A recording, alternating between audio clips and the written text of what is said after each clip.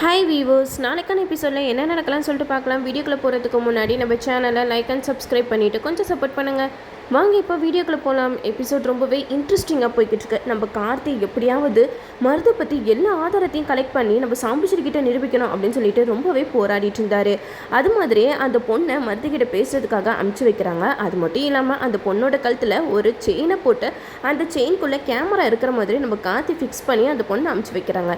அந்த பொண்ணு மருதுகிட்ட போயிட்டு சீக்கிரமாக எனக்கு பணத்தை கொடு, அப்படி இல்லைனா இந்த ஆதாரத்தெல்லாம் நான் சாம்பிச்சர்கிட்ட காமிச்சிடும் அப்படிங்கிற மாதிரி மிரட்ட அந்த பொண்ணோட பேச்சு கேட்டுட்டு மருதும் பணத்தை கொடுத்துட்டு அந்த ஆதாரத்தெல்லாம் வாங்கிக்கிறாங்க. அப்போ தான் அந்த பொண்ணு வந்து மருதை உஸ்பேத்துற மாதிரி பேசுகிறா. நான் ஒரு பொண்ணு எவ்வளோ தைரியமாக முகத்தை காட்டிட்டு வரேன், நீ என்னன்னா என் முன்னாடி முகத்தை காட்டாமல் இப்படி முகமுடி அணிச்சிட்டு இருக்க அப்படிங்கிற மாதிரி கேட்க இதை கேட்டதுமே மருதுக்கு சமக்கவும் வருது. யாருக்கு பயம் அப்படின்னு சொல்லிட்டு அந்த முகமுடியை எடுக்கிறாங்க. அப்போ தான் மருதுக்கு சந்தேகம் வருது, ஒருவேளை இந்த பொண்ணுக்கு பின்னாடி யாராவது இருப்பாங்களோ அப்படிங்கிற மாதிரி மருதுக்கு சந்தேகம் வர இந்த பொண்ணும் சரி நான் போயிட்டு வரேன் அப்படின்னு சொல்லிட்டு கிளம்புறாங்க. ஆனால் அந்த பொண்ணு திரும்பி திரும்பி மருதையே பார்த்துக்கிட்டு போயிட்டு இருக்காங்க. இதனால மருதுக்கு சந்தேகம் வருது, எனக்கு என்னமோ இந்த பொண்ணு தனியாக வந்திருக்க மாட்டா, இவ கூட யாரோ வந்திருக்காங்க அப்படின்னு சொல்லிட்டு அந்த பொண்ணை போக விடுற மாதிரி போக விட்டுட்டு அந்த பொண்ணை நோட்டம் போட்டுட்டு இருக்காரு மருது.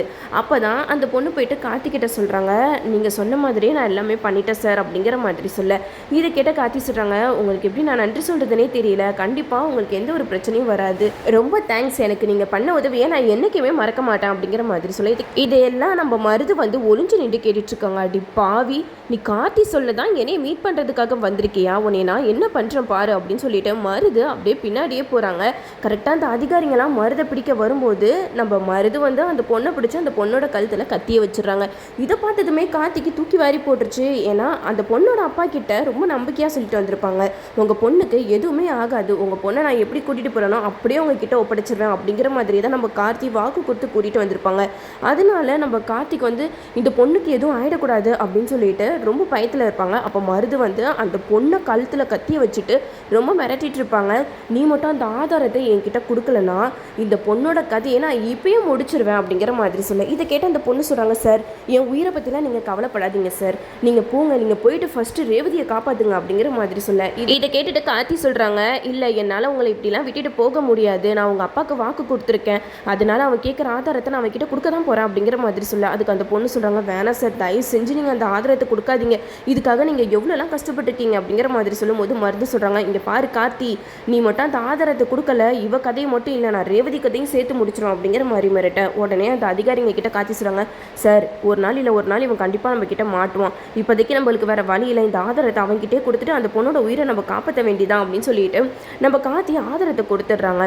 இந்த சைடு அந்த பொண்ணை பத்திரமா வீட்டுக்கு கொண்டு போய் விட்டுடுறாங்க. அப்போ தான் நம்ம கார்த்திகிட்ட வந்து அந்த பொண்ணு சொல்கிறாங்க, என்ன சார் இவ்வளோ ரிஸ்க் எடுத்தோம் கடைசியில் அவனோட ஆதாரத்தெல்லாம் நம்மளால் கலெக்ட் பண்ண முடியாமல் போயிடுச்சு அப்படிங்கிற மாதிரி சொல்ல அதுக்கு கார்த்தி சொல்கிறாங்க, எனக்கு அதை நினச்சி கூட கவலை இல்லைங்க, உங்களுக்கு எந்த ஒரு ஆபத்தும் இல்லாமல் உங்களை கூட்டிகிட்டு வந்து விட்டாச்சுல்ல, அதுவே எனக்கு போதும் அப்படிங்கிற மாதிரி சொல்ல அதுக்கு அந்த பொண்ணு சொல்கிறாங்க, இல்லை சார் இதனால் நாளைக்கு உங்களுக்கு ஒரு நல்ல காரியம் நடக்க இருந்ததா இருந்துச்சு, இப்போ என்னன்னா அந்த ரேவதிக்கும் மருதுக்கும் கல்யாணம் ஆகிடுச்சுன்னா அப்புறம் நீங்கள் என்ன சார் பண்ணுவீங்க அப்படிங்கிற மாதிரி கேட்க அதுக்கு கார்த்தி சொல்கிறாங்க, அதுக்கெல்லாம் நான் விட மாட்டேன், நீங்கள் எதுக்கும் கவலைப்படாதீங்க, உங்கள் அப்பாவுக்கு வாக்கு கொடுத்த மாதிரியே உங்களை நான் பத்திரமா கொண்டு வந்து சேர்த்துட்டேன் அப்படிங்கிற மாதிரி சொல்லிட்டு போயிடுறாங்க. அப்போ அந்த பொண்ணு வந்து அவங்க அப்பா கிட்ட சொல்கிறாங்க, அப்பா அவர் பாவம்ப்பா, நாளைக்கு நடக்க இருக்க கல்யாணத்தை நிப்பாட்டுறதுக்காக தான் அவர் எவ்வளோ போராடி ஆதாரத்தெல்லாம் கலெக்ட் பண்ணார், ஆனால் கடைசியில் அந்த மருது என் கழுத்தில் கத்தியை வச்சு பிளாக்மெயில் பண்ணி எப்படியோ அந்த ஆதாரத்தெல்லாம் வாங்கிட்டு போயிட்டான்ப்பா அப்படிங்கிற மாதிரி சொல்ல இது கிட்டத்துமே அவங்க சொல்கிறாங்க, நீ எதுக்கும் கவலைப்படாதீமா, நாளைக்கு காலையில் கல்யாணம் நடக்க போதில்ல, அப்போ அங்கே மண்டபத்தில் போயிட்டு சாம்பிச்சரி அம்மா கிட்ட நம்ம எல்லா உண்மையும் நிரூபிச்சிருவோம் அப்படிங்கிற மாதிரி அந்த பொண்ணோட அப்பா வந்து சொல்லிக்கிட்டு இருக்காங்க. இந்த சைடு ரேவதி வந்து கல்யாணத்துக்குலாம் ரெடி ஆகிடுறாங்க. ரோகிணி வந்து ரேவதியை பார்த்து செம்மையாக திட்டுறாங்க, என்ன ரேவதி உனக்கு கொஞ்சம் கூட மூளையே கிடையாதா, நீ எப்படி கல்யாணத்துக்கு ரெடி ஆகலாம், மனசில் காத்தி வச்சுட்டு நீ எப்படி மரத்துக்கு கழுத்தை நீட்டுவா அப்படிங்கிற மாதிரி கேட்க அதுக்கு ரேவதி சொல்கிறாங்க, இங்கே பாருக்கா நான் ஒரு விஷயம் நம்பிக்கையாக பண்ணுறேன்னா கண்டிப்பாக என்னோட எம்டி வந்து என் கழுத்தில் தாலி கட்டுவாருன்ற நம்பிக்கையில் தான், அந்த நம்பிக்கையில் தான் நான் கல்யாணத்துக்கு இப்படி ரெடி பண்ணிட்டுருக்கேன், எப்படி இருக்க புடவை நல்லா இருக்கா அப்படிங்கிற மாதிரி கேட்க அதுக்கு நம்ம ரோகிணி சொல்கிறாங்க, ரேவதி நீ பண்ணுறது கொஞ்சம் கூட சரியில்லை, நீ ஏதோ ஒரு குருட்டு நம்பிக்கையில் இப்படியெல்லாம் பண்ணிக்கிட்டு இருக்க, கடைசியில் மருத்துவம் கழுத்தில் தாலி கட்டிட்டா நீ என்ன பண்ணுவ அப்படிங்கிற மாதிரி கேட்க அதுக்கு நம்ம ரேவதி சொல்கிறாங்க, அதெல்லாம் நடக்கவே நடக்காது, நீங்கள் வேணால் பாருங்கள் அப்படிங்கிற மாதிரி சொல்லிட்டு வராங்க.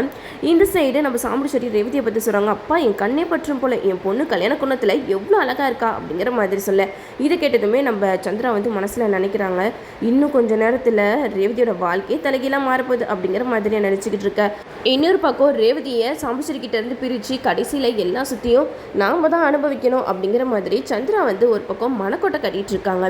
இன்னொரு பக்கம் நம்ம ரேவதிக்கு வந்து மனசெல்லாம் ஒரு மாதிரி படப்படன்னு இருக்குது. நம்ம பாட்டுக்கு கல்யாணத்துக்கு ரெடி ஆகிட்டோம், எம்டி சார் வருவாரா வரமாட்டாரான்னு தெரியலையே அப்படின்ற பயத்தோடையே போகிறாங்க. ஒரு பக்கம் ராஜராஜன் வந்து நின்றுட்டு இருக்கும்போது மயில்வாகனம் கேட்குறாங்க, என்னாச்சு மாமா ஏன் டல்லாக நிற்கிறீங்க அப்படிங்கிற மாதிரி கேட்க, அதுக்கு ராஜராஜன் சொல்கிறாங்க, இல்லை மாப்பிள்ள எனக்கு என்னமோ பயமாகவே இருக்குது, ரேவதி கழுத்தில் அந்த மருந்து தாலி கட்டிட்டா அவ்வளவு தான், ரேவதியோட வாழ்க்கையே மாறி போயிடுமே அப்படிங்கிற மாதிரி சொல்ல, அதுக்கு மயில்வாகனம் சொல்கிறாங்க, நீங்கள் எதுக்கும் கவலைப்படாதீங்க மாமா, அதான் கார்த்தி இருக்கார்ல, அவர் கரெக்டான நேரத்தில் வந்து நம்ம ரேவதியை காப்பாற்றிடுவார், நீங்கள் எதுக்கும் கவலைப்படாதீங்க அப்படிங்கிற மாதிரி சொல்லி எல்லாத்தையுமே மண்டபத்துக்கு கூட்டிகிட்டு போகிறாங்க. அங்கே போனால் நம்ம சாம்புச்சேரி எதிர்பார்த்துருக்கவே மாட்டாங்க, பயங்கர ஷாக்கு. ஆனால் மருது வந்து ரொம்ப கிளவராக ஒரு பிளானை போட்டு வச்சுருப்பாங்க. சாம்புச்சேரி கிட்டே ஏற்கனவே சொல்லியிருப்பாங்க, இங்கே பாருங்க அத்தை, அந்த கார்த்தி இந்த கல்யாணத்தை தடுத்து நிறுத்துறதுக்காக என்னென்னமோ பிளான் பண்ணிக்கிட்டு வரான், அது மட்டும் இல்லாமல் அவன் என்னையை பற்றி கண்டிப்பாக தப்பாக சொல்கிறதுக்காக ஒரு பொண்ணை கூட அனுப்பி வைப்பான், நீங்கள் அந்த பொண்ணு சொல்கிறதெல்லாம் நம்பிடாதீங்க அப்படிங்கிற மாதிரி மருது ஏற்கனவே சொல்லி வச்சுருப்பாங்க.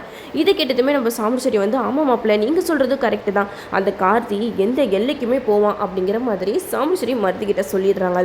இந்த சைடு மணமேடைக்கு ரேவதி போகிறாங்க, அப்போ மருதும் போகிறாங்க. அப்போ அந்த பொண்ணு வராங்க. அந்த பொண்ணை பார்த்ததுமே மருது ஒரு பக்கம் பயப்பட ஆரம்பிக்கிறாங்க, ஒரு பக்கம் மனசில் ஒரு தைரியம், என்னதான் இந்த பொண்ணு உண்மையை சொன்னாலும் எங்கள் அத்தை என்னையை தான் நம்புவாங்க அப்படிங்கிற மாதிரி மருது ஒரு பக்கம் நினச்சிக்கிட்டு இருக்க. இன்னொரு சைடு அந்த பொண்ணு அவங்க அப்பாவும் ரெண்டு பேருமே வந்து சாம்புச்சேரி மேடம் கிட்ட தனியாக பேசணும் அப்படின்னு சொல்லிட்டு கூட்டிகிட்டு போகிறாங்க. அங்கே போனால் எல்லாருமே கூடி நிற்கிறாங்க. அப்போ அந்த பொண்ணு சாம்புச்சேரி கிட்ட சொல்கிறாங்க, மேடம் நீங்கள் உங்கள் பொண்ணுக்கு பார்த்துருக்கீங்களே, இந்த மருது ரொம்பவே மோசமானவன், இவன் பொண்ணுங்களெல்லாம் தப்பாக ஃபோட்டோ எடுத்து அந்த ஃபோட்டோவெல்லாம் விற்று காசு சம்பாதிக்கிறவன், இவனை போய் அவங்க பொண்ணுக்கு கட்டி வைக்க போகிறீங்க, வேணாம் மேடம், என்னோட வாழ்க்கை சீரழிஞ்சது காரணமே இவன் தான் அப்படி இப்படின்னு சொல்லிட்டு மருதை பற்றி எல்லா உண்மையே சொல்கிறாங்க.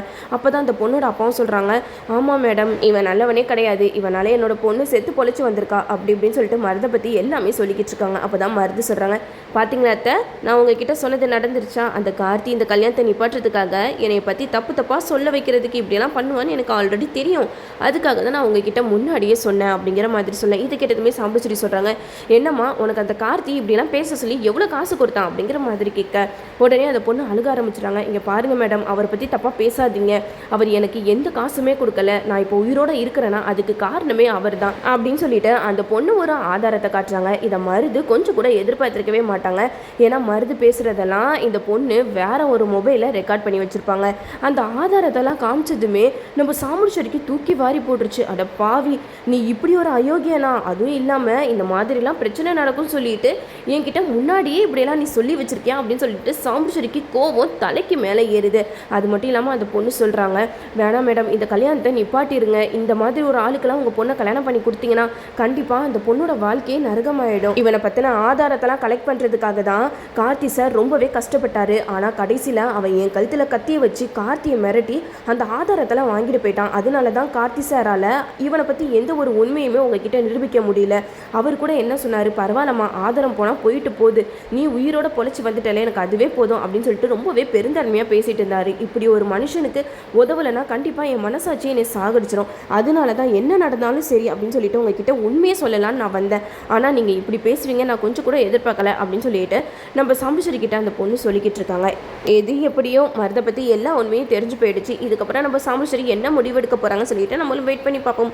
ஓகே வியூவர்ஸ், என்னோட ரிவ்யூ உங்களுக்கு பிடிச்சிருந்தா லைக் பண்ணுங்கள், மறக்காம நம்ம சேனலை சப்ஸ்கிரைப் பண்ணிடுங்க.